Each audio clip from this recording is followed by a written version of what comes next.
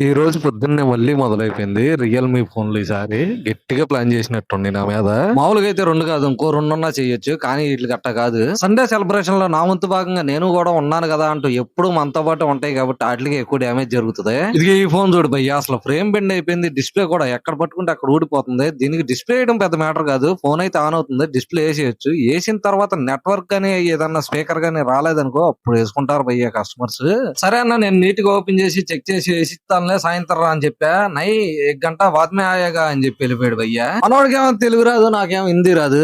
మనోడు గంటలో రిపేర్ చేసి ఇచ్చామన్నాడు గాని నేను గాని ఏమాత్రం కంగారు పడినా కంపెనీ వాడు ఇచ్చేది 1 ఇయర్ వారంటీ. నేనైతే లైఫ్ లాంగ్ అవ్వాలి కానీ దానికి ఏ చిన్న కంప్లైంట్ అయినా నా దగ్గరికి వచ్చేస్తాడు. అందుకు ఇలాంటి డ్యామేజ్ లేని ఫోన్లు గంట కాకపోతే ఇంకో గంట ఎక్స్ట్రా అయినా నీట్ గా సర్వీస్ మొత్తం చేసి నెట్వర్క్ వస్తుందా రావట్లేదని చెక్ చేసిన తర్వాత డిస్ప్లే చేంజ్ చేస్తా. సరే భయ్య మార్కెట్ కి వెళ్ళి కొత్త డిస్ప్లే తీసుకొస్తా. అప్పుడు దాకా నువ్వు చూస్తూ ఉంటుంది కానీ కింద సబ్స్క్రైబ్ బటన్ ఉంటుంది నొక్కి అదే చేత్తో లైక్ కూడా వేసుకో.